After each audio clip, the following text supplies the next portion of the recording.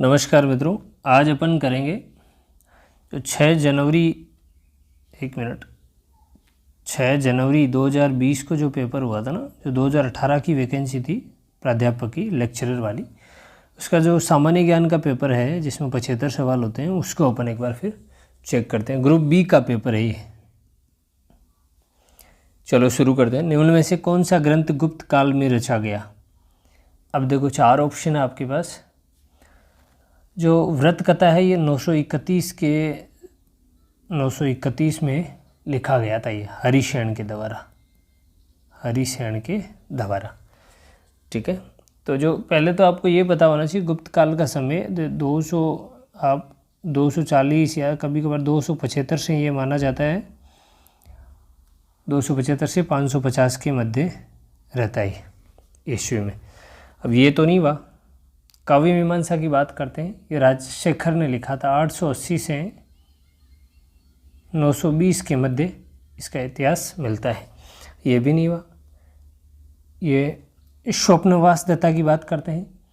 स्वप्नवास दत्ता इसकी ये महाकवि भास के द्वारा लिखा गया था, लेकिन इसकी खोज है वो ये अनिश्चित है कब लिखा गया। इसकी खोज है वो 1909 में हुई। ठीक है, गणपति शास्त्री नाम के व्यक्ति ने इसकी खोज की थी। तो ये भी नहीं है, तो ये अमरकोश है। ठीक है, अमरकोश अमर सिंह के द्वारा लिखा गया। ये चंद्रगुप्त जो सेकंड है ना, उसके नवरत्न थे, उसके नवरत्नों में से एक थे। तो यहाँ से सूटेबल आंसर क्या हो जाएगा? अमरकोश। प्रश्न दूसरा देखते हैं। प्राचीन भारत का कालखंड जिसमें मंडल कूपों या घेरदार कुओं का सबसे पहले उल्लेख मिलता है, ये काल है मौर्य काल। कौन सा काल है? मौर्य काल। आगे बढ़ते हैं। नालंदा महाविहार के संबंध में अधोलिखित कथनों पर विचार कीजिए। इसमें देखो, ह्वेनसांग के अनुसार कुमार गुप्त प्रथम द्वारा महाविहार की स्थापना की गई, बिल्कुल सही है। दूसरा, ये माना जाता है कि महाविहार को बख्तियार खिलजी के द्वारा नष्ट कर दिया गया, ये भी सही है। तो ए और बी दोनों सत्य हैं, तो ऑप्शन नंबर 4 इसका आंसर हो जाएगा। अगला प्रश्न, शैलेंद्र वंश के किस राजा को श्रेय प्राप्त है कि उसने कालसन मंदिर का निर्माण करवाया? कालसन मंदिर का निर्माण पनंकर्ण ने करवाया था। अब देखो, ये 778 ईस्वी से पहले या इसके आसपास बना हुआ मंदिर है। कहाँ है? इंडोनेशिया में है। कैसा मंदिर है? ये बौद्ध मंदिर है। बौद्ध मंदिर है। आगे बढ़ जाते हैं। 5वां सवाल है।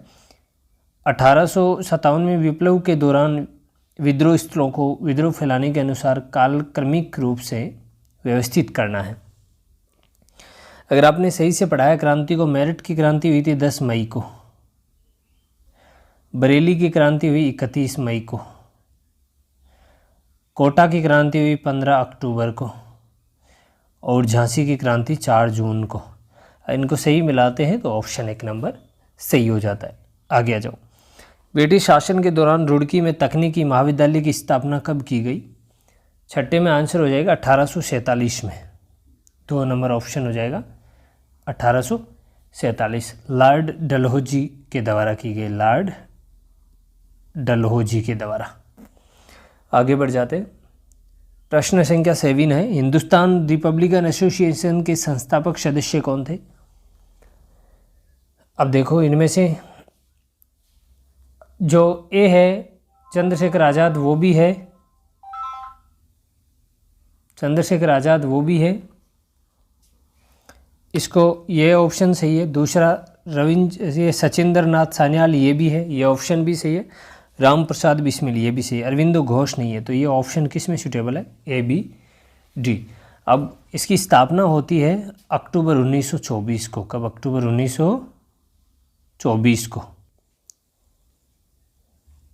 अगला प्रश्न देखते हैं। ये 7 नंबर हो गया। 8 नंबर प्रश्न, निम्न में से कौन सा कथन राजा राम मोहन राय के विषय में सत्य नहीं है? जो असत्य है उस कथन को छांटना है 8 नंबर सवाल में। तो पहला देखो, उन्होंने the precepts of Jesus the guide to peace and happiness शीर्षक से एक पुस्तक प्रकाशित की, बिल्कुल सही है, ये बिल्कुल सत्य कथन है। दूसरा देखो, उन्होंने इंडियन रिफॉर्म एसोसिएशन की स्थापना की, नहीं, इंडियन रिफॉर्म एसोसिएशन की स्थापना केशव चंद्र सेन ने की थी। किसने? यहाँ लिख देता हूँ, केशव चंद्र सेन ने। कब की थी केशव चंद्र सेन ने? केशव चंद्र सेन ने 1870 में की थी।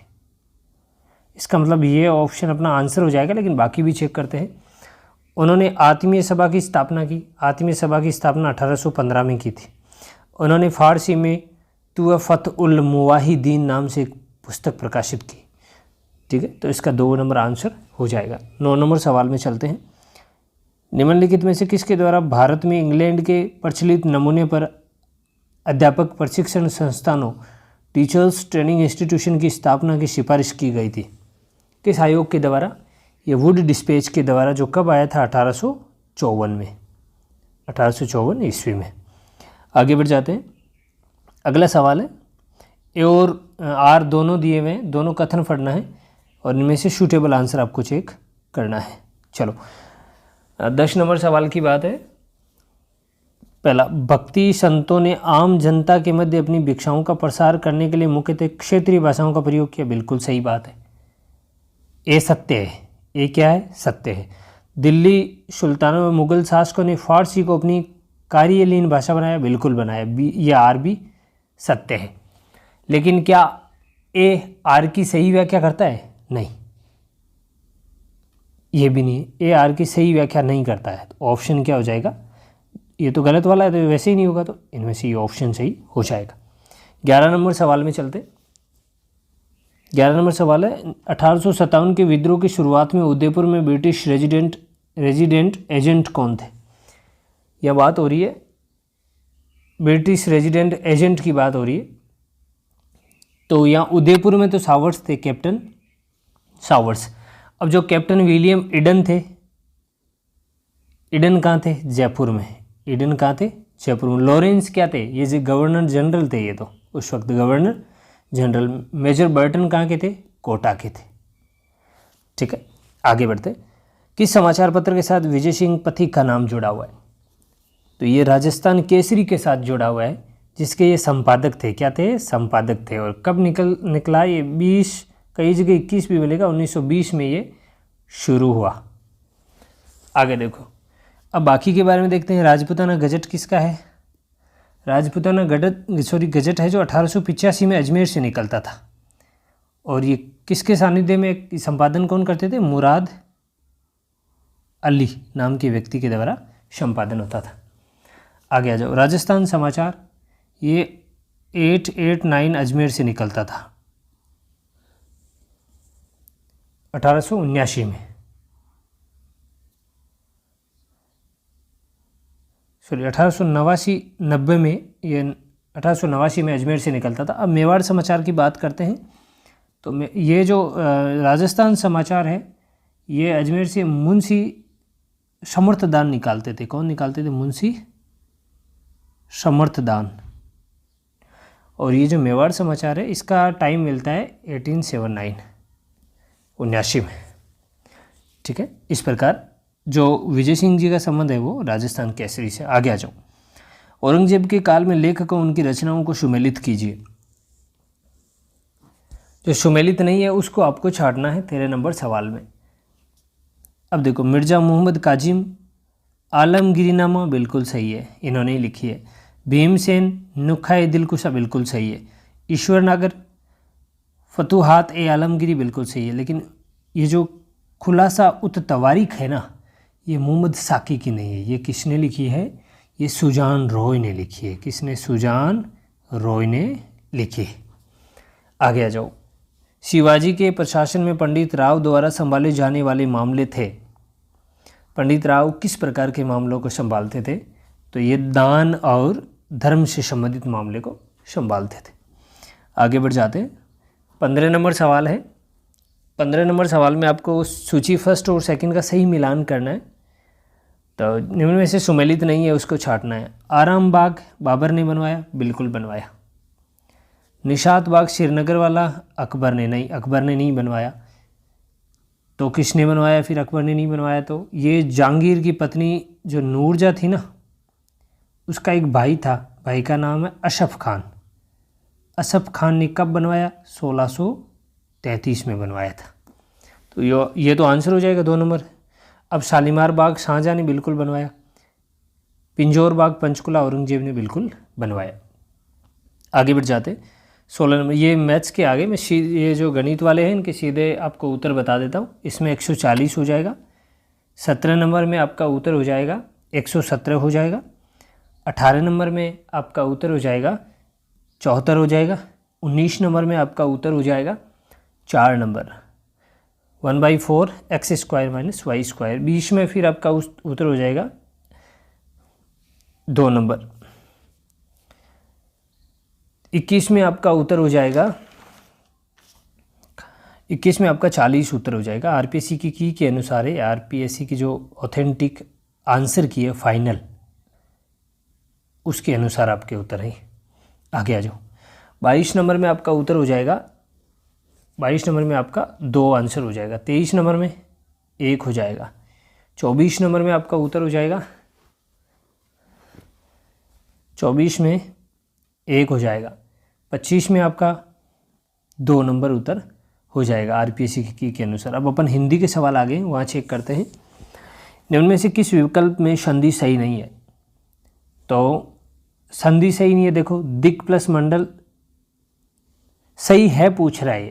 पहले प्रश्न को सही पढ़ते हैं, प्रश्न सही पढ़ेंगे तो देखो विकल्प सही है, सही वाला छांटना है। अब देखो सही वाला 1 + 1, ये 1 वृद्धि संधि हो गई, ये सही है। अब ये वाला सही क्यों नहीं है? ये वाला इसलिए सही नहीं है कि इसमें कभी कभार ऐसे भी लिखा जाता है दिक् मंडल, तो इसने ये सही माना है, तो आरपीएससी की के अनुसार आंसर यही रहेगा।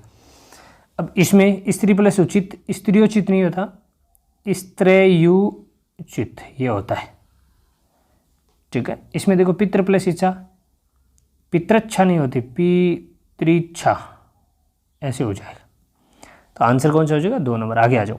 किस शब्द में कार प्रत्यय नहीं है? शला प्लस कार हो गया, दस्त प्लस कार हो गया, इसमें भी है। पेश प्लस कार पेशकार, लेकिन निराकार में नहीं है। ये क्या हो जाएगा? नीर प्लस आकार, निराकार, ठीक है। इस तरीके से बन जाएगा। नीर प्लस आकार है ये, नीर प्लस आकार है, इसका आप चेक कर लो ना, लेकिन इसी में नहीं, ये पढ़ते नहीं है, ठीक है। नीर प्लस आकार के रूप में होता है। आगे देखो सुकृति का विलोम शब्द क्या है? सुकृति का विलोम शब्द है दुष्कृति। प्रकृति नहीं है, अनुकृति नहीं है, प्रतिकृति नहीं है। सुकृति गलत कार्य है, ये सही कार्य है, और दुष्कृति विपरीत कार्य है।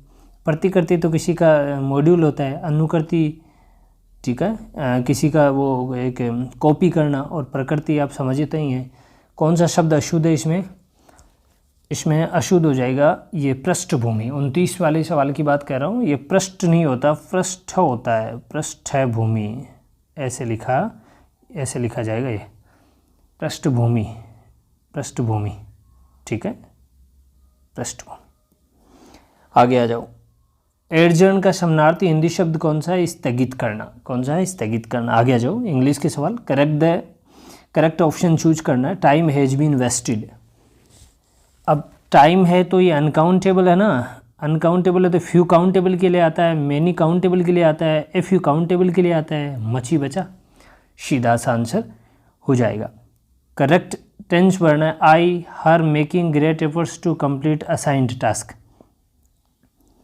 बी सीन क्या होता है?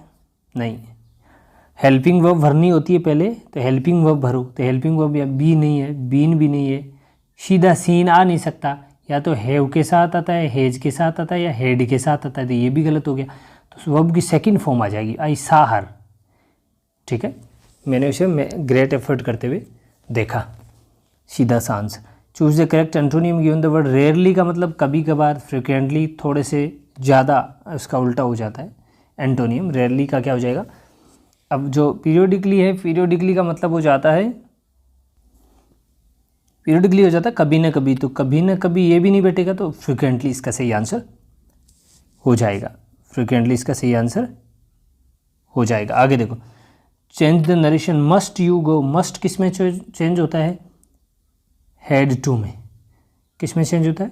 हेड टू में। देखो इसमें नहीं है, इसमें भी नहीं है, इसमें भी नहीं है, इसमें हो जाए, सीधा सा आंसर हो जाएगा। Choose the correct option. The tailor was ordered to. Alter दोनों सेम शब्द है।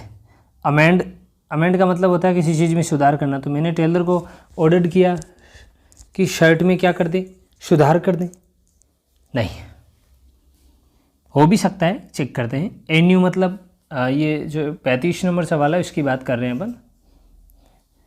एन्यू मतलब नए सिरे से देना, नया शर्ट खरीद के लाया है वो, इसमें पूरा सेंटेंस नहीं है, नया शर्ट खरीद के लाया है और उसमें अमेंड करना चाहता है, नहीं, सुधार करना नहीं चाहता। अल्टर क्या है? अल्टर मतलब होता है जोत या वेदी। आप जोत लेते हैं ना महाराज के, भगवान के, वो अल्टर होती है। और अल्टर का मतलब होता है चेंज करना, बदलना। तो उसने ऑर्डर क्या दिया कि जो शर्ट लाए हैं उसको बदल के दे दें। तो ऑप्शन क्या हो जाएगा 35 में? बी हो जाएगा। आगे आ जाओ 36 में देखो, फिर से सामान्य ज्ञान के ये सवाल आ गए। जनगणना 2011 के अनुसार राजस्थान की साक्षरता दर 66.11 सभी को पता है। 11वां विश्व हिंदी सम्मेलन 18 अगस्त से 20 अगस्त 2018 तक आयोजित हुआ। किस देश में? मॉरिशस में। किस देश में? मॉरिशस। यह हिंदू आबादी का तीसरे नंबर की ज़्यादा आबादी वाला देश है, थर्ड ज़्यादा आबादी वाला देश है, तीसरे नंबर का। आगे आ जाओ 38वें में, राजस्थान की महिला सशक्तिकरण हेतु 7 सूत्रीय कार्यक्रम में शामिल है। तो इसमें तो ए बी सी डी सारे ही हैं, ये भी है, ये भी है, ये भी है, ये भी है, ये तो 4 ही हुए। फिर इसमें अगला कौन सा आ जाएगा? स्वयं समूह सहायता कार्यक्रम चलाना, स्वयं समूह वाला चलाना। फिर कौन सा हो जाएगा? स्वयं समूह के अलावा महिलाओं को सुरक्षित वातावरण प्रदान करना, ठीक है, और सुरक्षित मातृत्व प्रदान करना, ये चीज़ें इसमें 7 सूत्रीय कार्यक्रम में शामिल है। अगला प्रश्न, 3 दिसंबर 2018 को चांगवान दक्षिण कोरिया में आयोजित हुई ISF चैंपियनशिप में महिलाओं की 10 मीटर राइफल प्रतिस्पर्धा में चौथे और दूसरे स्थान पर रही है पूर्वी चंदेला।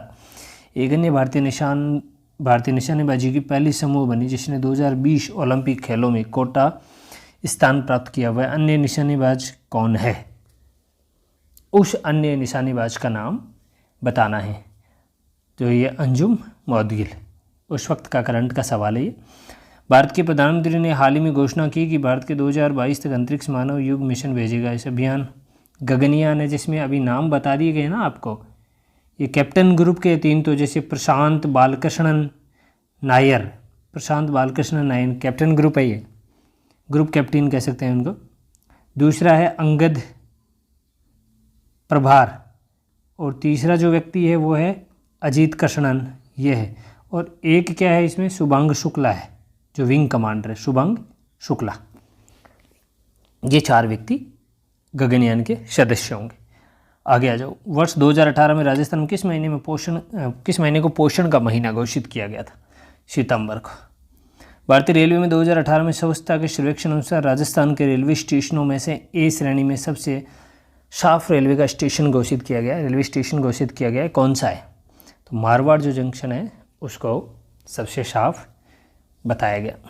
आगे आ जाऊँ, 27 अगस्त 2018 को स्पाइस जेट द्वारा भारत की सबसे पहली बायो जेट फ्यूल द्वारा संचालित टेस्ट उड़ान किन 2 स्थानों के मध्य शुरू की गई? देहरादून टू लखनऊ, करंट का सवाल।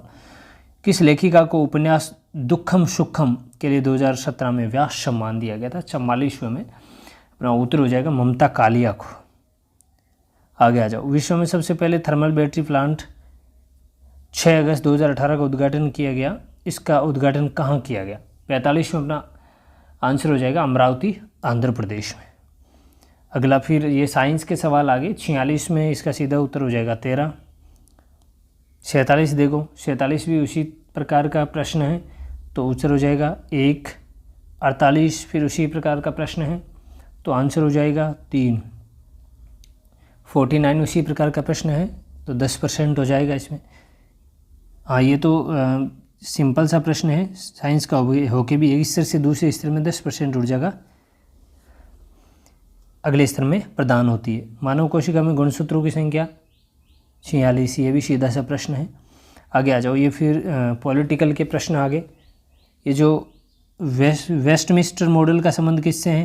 ये संसदीय प्रणाली से। किससे है? संसदीय प्रणाली से। आ जाओ 52 नंबर, वे 3 आधार जिन पर संविधान के अनुच्छेद 352 में आपातकाल की घोषणा की जा सकती है। युद्ध है, बाह्य आक्रमण है, सशस्त्र विद्रोह, यह नहीं है। तो उत्तर क्या हो जाएगा 1।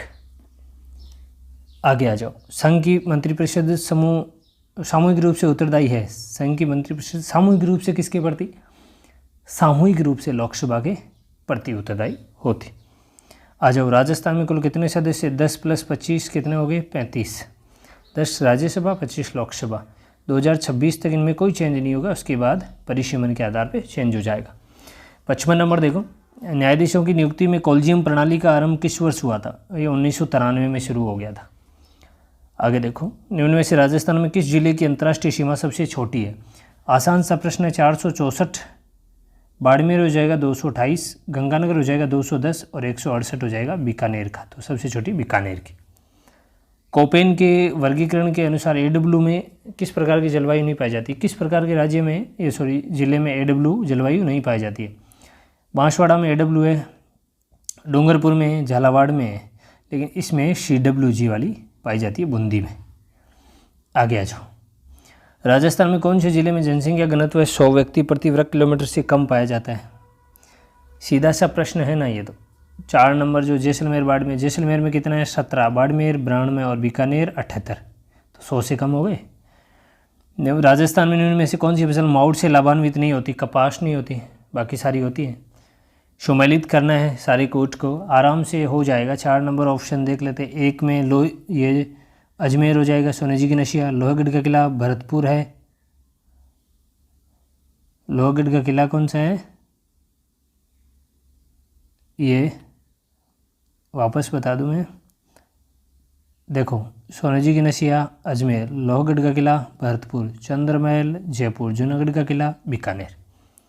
अगला प्रश्न है 61 नंबर। विद्यालय प्रबंधन के लिए निम्न में से सिद्धांतों का कौन सा कूट या समूह सबसे अधिक प्रयुक्त है? 61 नंबर सवाल है। इसका आंसर हो जाएगा सहयोग, समानता, लचीलापन और साझा और उत्तरदायित्व। ये ऑप्शन सबसे सूटेबल बैठता है। अगला प्रश्न निम्न में से कौन सा कार्य शैक्षिक प्रबंधन से संबंधित है? 62 जो नंबर सवाल है उसका आंसर हो जाएगा विद्यालय संगठन, ये भी है, गतिविधियों की योजना, ये भी है, प्रणाली नियंत्रण, सभी विकल्प सही है। आंसर 4।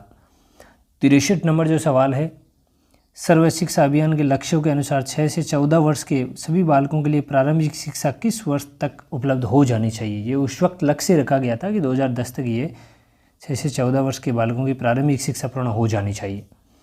आगे आ जाओ। शैक्षिक संस्थाओं की दीर्घकालीन निर्णय योजना का सर्वाधिक प्रभाव उपागम अप्रोच निम्नलिखित पर आधारित होनी चाहिए। किस पर आधारित होनी चाहिए?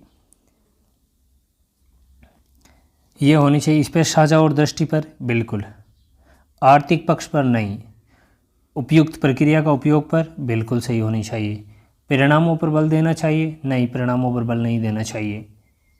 परिपक्व टीम का उपयोग होना चाहिए, परिणामों के प्रति स्पष्ट प्रतिबद्धता होनी चाहिए, बिल्कुल होनी चाहिए। ठीक है, तो ये सारे ऑप्शन 2 नंबर में बैठते हैं। आगे आ जाओ। वार्षिक प्रक्रिया के लिए शैक्षिक सूचना प्रणाली प्रबंधन का सही चक्र क्या है? 65 में अपना आंसर हो जाएगा 4 नंबर।